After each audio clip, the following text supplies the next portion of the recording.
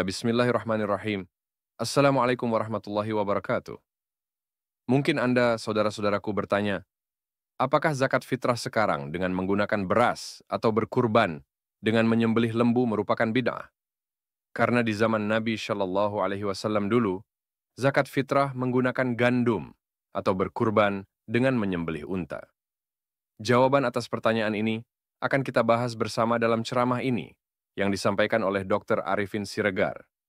Semoga pembahasan ini dapat memberikan pencerahan bagi kita semua dalam memahami esensi ibadah zakat dan kurban. Pembahasan. Adapun menggunakan lembu sekarang sebagai kurban atau menggunakan beras sebagai zakat fitrah, hal itu tidak bisa dianggap bid'ah. Karena lembu atau unta dan beras atau gandum itu hanya merupakan sarana dari berkurban atau sarana berzakat fitrah, bukan materi atau matan dari amalan ibadah kurban atau zakat fitrah. Ketahuilah, yang menjadi materi atau matan ibadah adalah bila berkurban dengan menyembelih hewan yang sejenis. Tegasnya, perbuatan ibadahnya adalah menyembelihnya. Di zaman Nabi Shallallahu Alaihi Wasallam dulu, menyembelih hewan, dan sekarang juga menyembelih hewan sebagai sarana berkurban. Adalah unta atau lembu hanya sebagai sarana menyembelih berkurban. Misalnya, bila menyembelih unta di Mekah, maka di Indonesia menyembelih lembu. Atau bila menyembelih biri-biri di Mekah, maka di Indonesia menyembelih kambing. Kemudian, bila melakukan zakat fitrah di Mekah atau Madinah, dulu Nabi menggunakan gandum, sedangkan di Indonesia menggunakan beras sebagai sarana berzakat fitrah.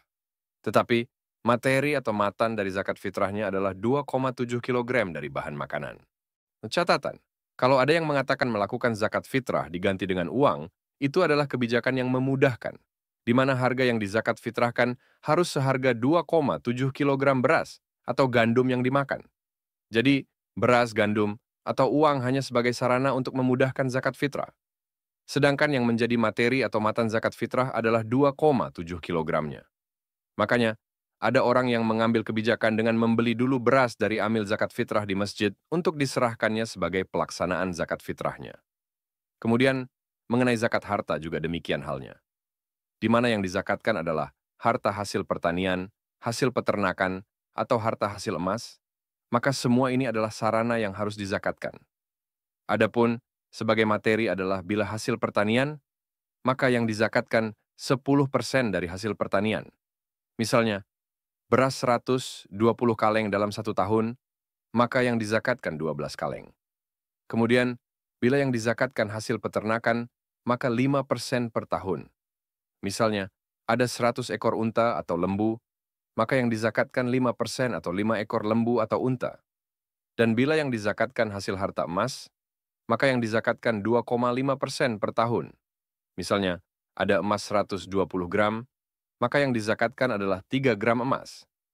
Jadi, materi atau matan dari zakat harta adalah angka 10%, 5%, atau 2,5%. Jadi, apakah itu beras, uang, emas, atau lembu, itu hanya sebagai sarana bahan yang untuk dizakatkan, bukan sebagai bentuk ibadah yang dikiaskan dari unta menjadi lembu, gandum menjadi beras, atau emas menjadi uang. Komentar, bila ada orang yang mengatakan unta diganti dengan lembu, gandum diganti dengan beras, atau emas diganti dengan uang, itu semua hanya sarana untuk berkurban, berzakat harta, atau berzakat fitrah, bukan sebagai sarana hukum kias. Karena bila unta diganti dengan lembu, dianggap sebagai materi atau matan dari ibadah kurban, maka bertentangan dengan fatwa Imam Syafi'i yang mengatakan, La qiyasa fal ibadatika, yang artinya tidak ada kias di dalam masalah pelaksanaan ibadah. Komentar, mohon maaf, pembahasan saya di atas, kalau di antara saudara tidak sependapat, itu masih dalam batas-batas hak saudara. Adapun maksud saya membahas hal di atas adalah bahwa mengubah unta menjadi lembu, gandum menjadi beras, atau emas menjadi uang, itu hanya sebagai sarana pelaksanaan ibadah zakat harta atau zakat fitrah, bukan sebagai hukum pelaksanaan kias. Karena di mana Imam Syafi'i berfatwa, La qiyasa fil ibadatika, yang artinya tidak ada kias di dalam masalah ibadah.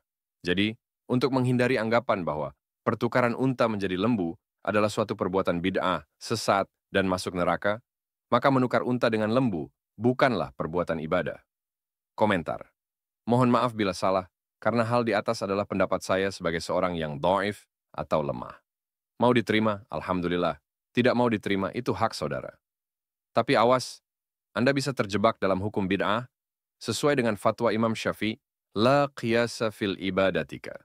Shen kesimpulannya, serupa hal dengan ruqyah atau melihat hilal atau anak bulan untuk mengetahui mulai masuknya satu Ramadan atau mulai masuknya satu Syawal.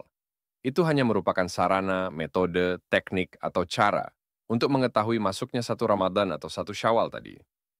Adalah yang merupakan ibadah untuk satu Ramadan, yaitu menahan lapar atau menahan diri dari yang boleh biasanya, menjadi tidak boleh di siang hari dengan tidak makan sesuatu, atau untuk satu Syawal adalah membolehkan memasukkan makanan yang biasanya halal melalui mulut di siang hari, serta adanya takbiran dan sholat Idul Fitri di satu Syawal.